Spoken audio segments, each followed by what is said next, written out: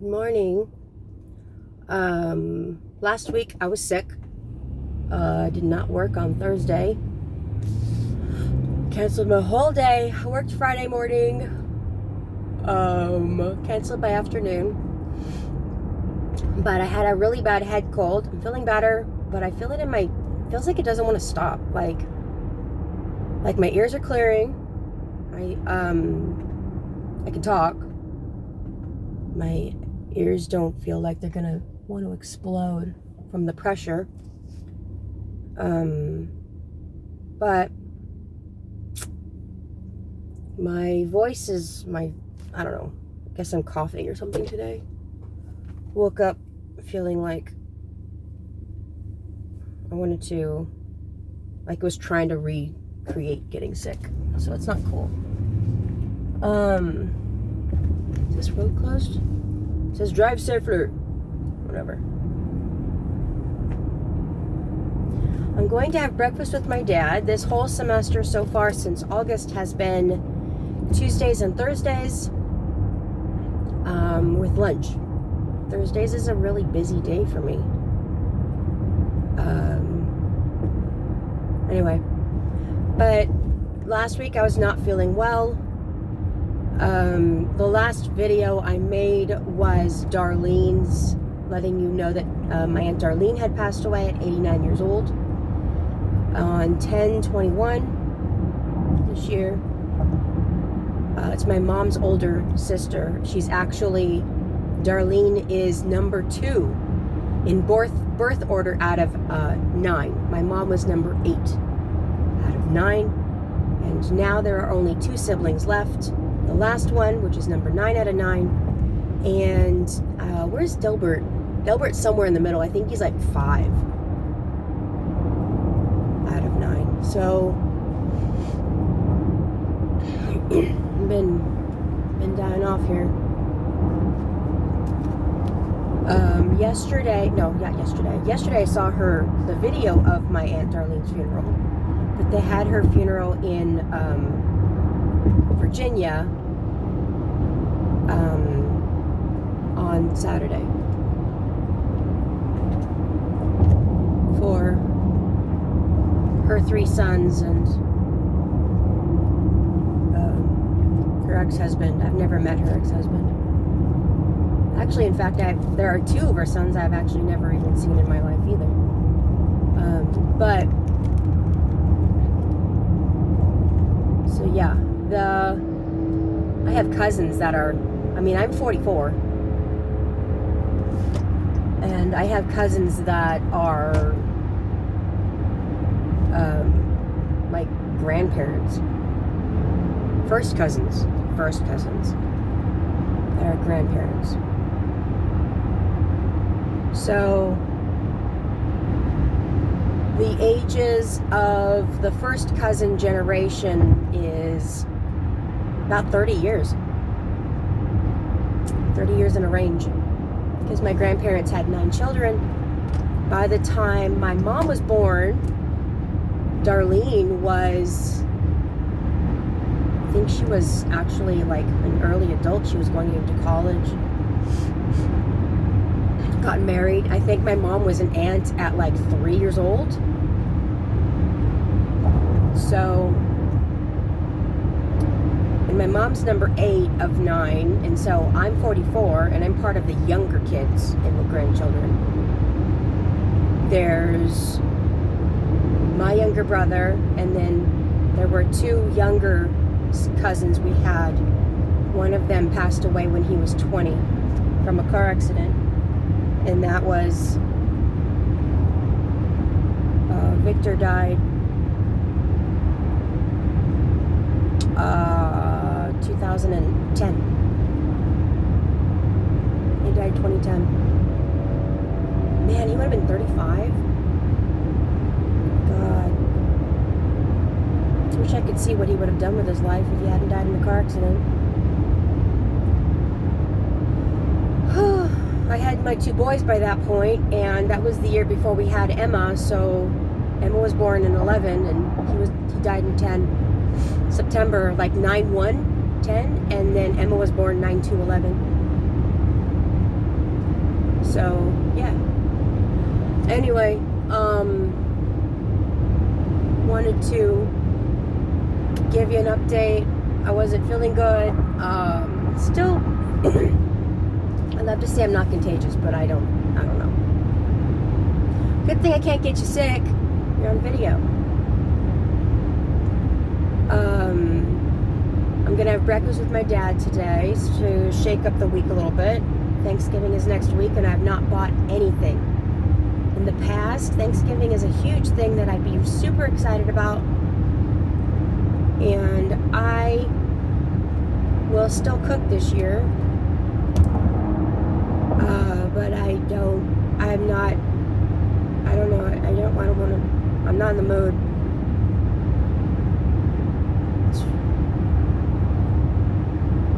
It's kind of hard for me to get in the holiday mood. Christmas presents are nearly almost bought, which is really surprising because I started Christmas buying at the end of September. I think so. And our closet is, you can barely walk in it. We gotta wrap presents and get those boxes out. But I don't know, like, this is our first year without my mom.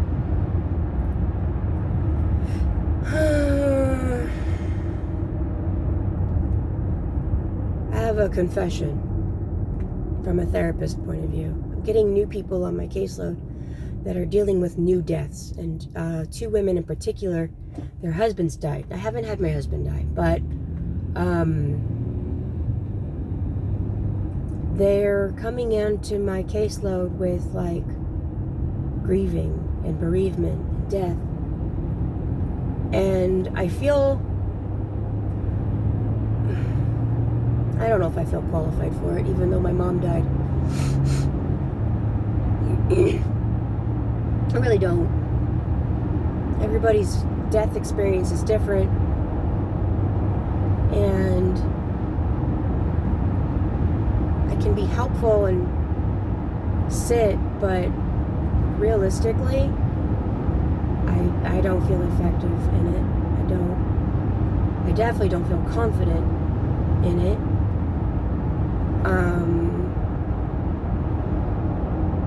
I tell people about my mom dying to relate a little bit more about, we've all lost people in our lives, even if they're grandparents or, people that were older, that we could look at it as a justification and things. But for the stuff that I feel good at with, like, doing therapy, I don't feel good at doing grieving and bereavement. I don't.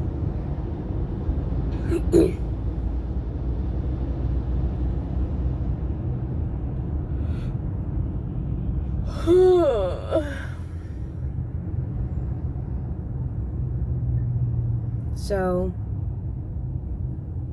yeah. I brought a show and tell today.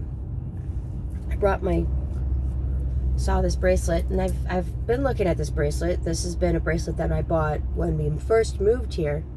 It says thankful, grateful, blessed. Green. My daughter and I got it from a store. I can't remember the store though. I wanted to give you the name before I started this video, but I didn't think about it before I pressed start. So, but there's a bracelet store that sells online. They do quotes, they do Bible verses, they'll do, and the stones are like real, I think. This is like an agate or something like that. But I put this back on. It's been a long time since I wore it. When we first moved out here, we were technically homeless on paper. We moved in 22, and in the 20 to 23, beginning of 23, COVID had put such a like a, not a stopgap, but like a squeeze on supplies and building supplies and materials and shipping, and it was not a cool time. It really wasn't. And anybody that remembers really knows that it wasn't. You'd walk in a store and they wouldn't have something you needed. So that was rough. But we moved out here. We started the moving process in August of 21. We decided on where we were going to go and picked out a builder. We decided that we were going to build our house to give us time to finish up the school year that just started for our kids, and we could wrap up life in California. We were moving in June of 22, end of June, really we were using the weekend of 4th of July. 4th of July was a Monday. We took Friday off, started traveling and moving. We picked out an Airbnb in February of 22 to start in July to October. Mind you, our house is up for sale. We're still working, and we don't know when this house that's getting built is getting done. They will never give us a time frame. So we're heading out to Texas from California. We're putting all of our stuff into a truck, and it's coming out to Texas to go to a storage. We go to the Airbnb 7/3/22. Our Airbnb ran out October 15th with no plan in sight. We didn't plan for that after that. We were expecting that was enough time to get our house done. My parents also moved out here, sold their home. It took them a while to sell. They had a unique home. Takes a certain person needs to look for that. They sold it eventually, but they came out here.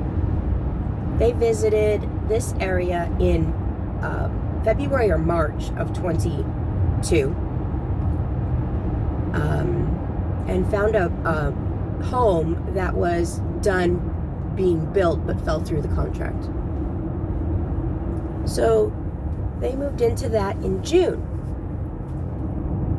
third week of June. They had to take ownership of it legally, contract-wise. And so we were in the Airbnb. They moved out here. They were unpacking. Our stuff went into storage until our house was done. Still wasn't done. July it wasn't done. August it wasn't done. September it wasn't done. October, the Airbnb people were living in their house and other house in Idaho as a result. And they had somebody who was coming into their house after we were going to head out that had reserved. And we said, well, can you extend? And they were really nice. They really wanted us to extend.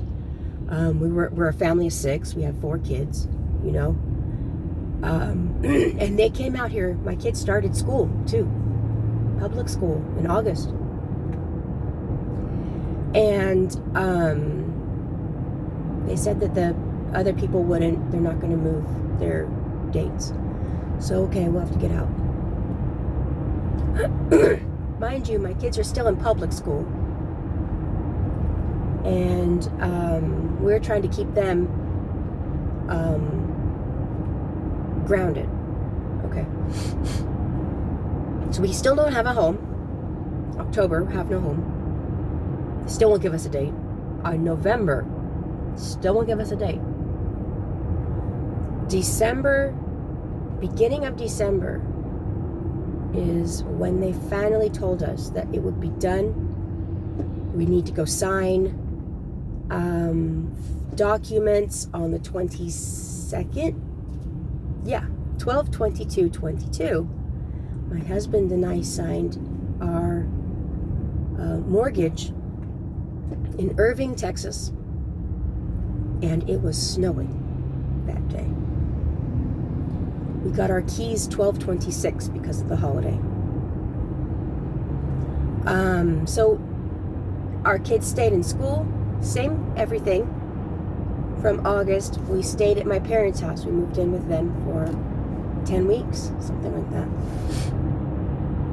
My daughter and I, we went to the mall, and we got this bracelet.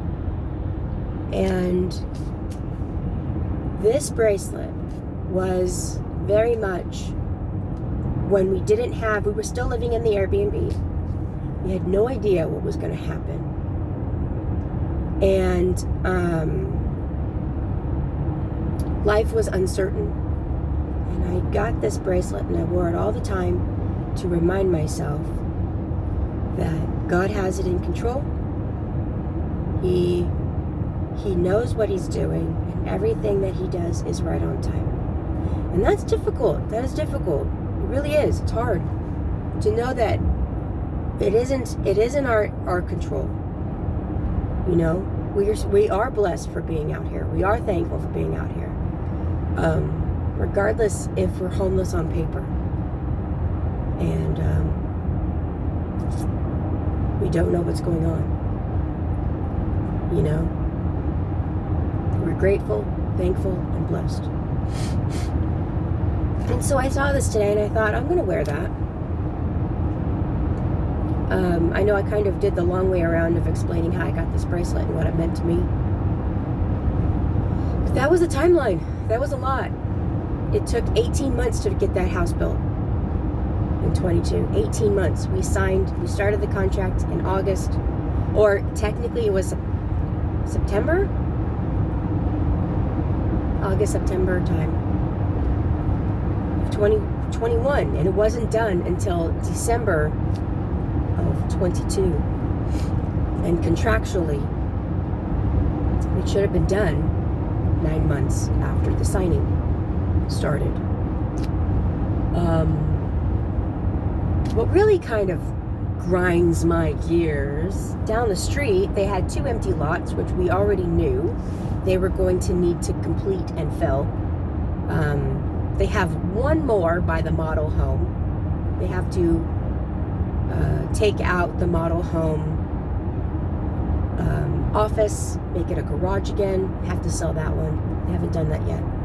But they do have an empty lot by the model home. And the 2 empty lots that are down the street from our house, which are probably 5 to 6 houses down from our house, they got the one done on the corner this year, I swear to God, in like 3.5 months. This year. They started in like August, beginning of August, and that house is done. They're getting the landscaping done right now. Like, the house is done. It's done.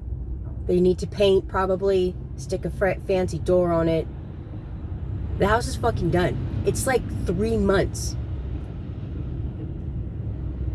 Dude. That grinds my gears. They wouldn't even tell us a time frame. Contractually, they had to commit to it because they had no idea what was going on and all of that, you know, pandemic bullshit that we all had to deal with for supply chain. Fucking ridiculous, dude. 3 months. 18 months. 18 months here.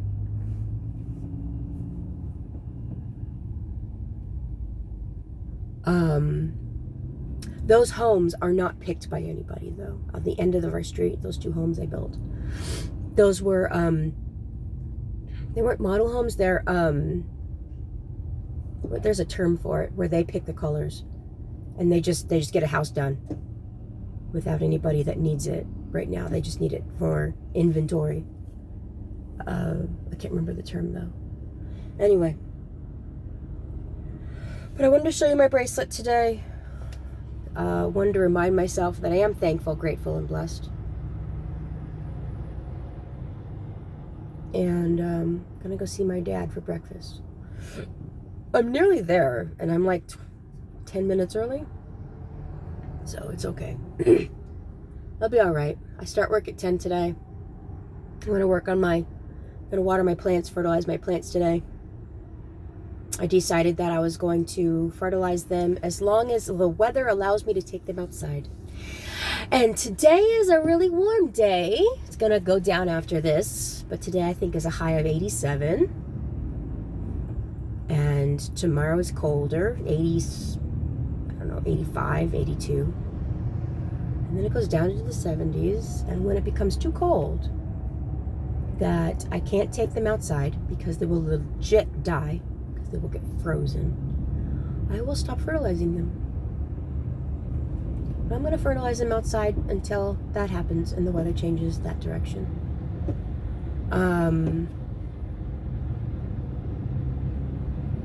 So, I hope you guys are ready for Thanksgiving. I'm not. I haven't bought shit. And I will be buying shit next Monday. But not now. I won't buy anything now.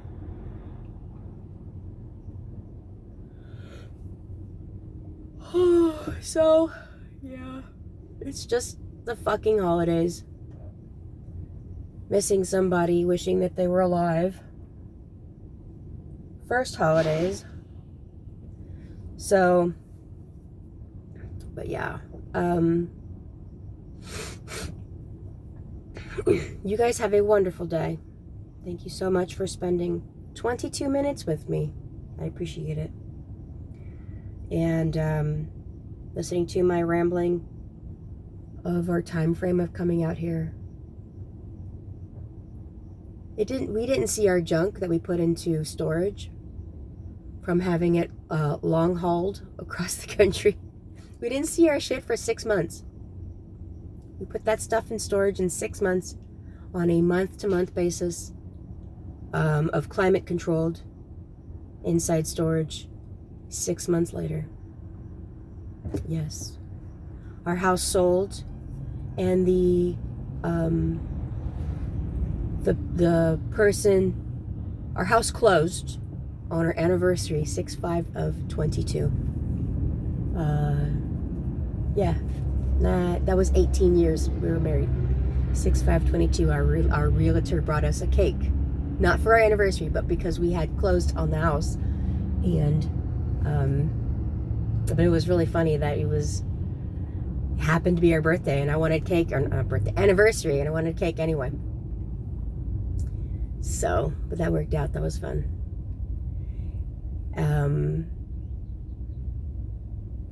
If I ever try to think that God doesn't care, I can always look at the stuff that He's done for us. He made this move. I mean, realistically, He made this move flawless, because even though we didn't know what was going to happen, He still had a spot for us. We're supposed to be out here.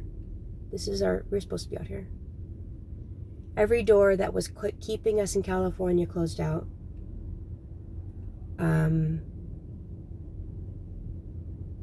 And there wasn't anything that didn't fall into place for us to be out here, including where we were living. My parents lived out here. They moved out here with us. They had a house. We were able to come in their place, and they had enough room for us. And family of 6, we need some room, you know. It's a lot of people.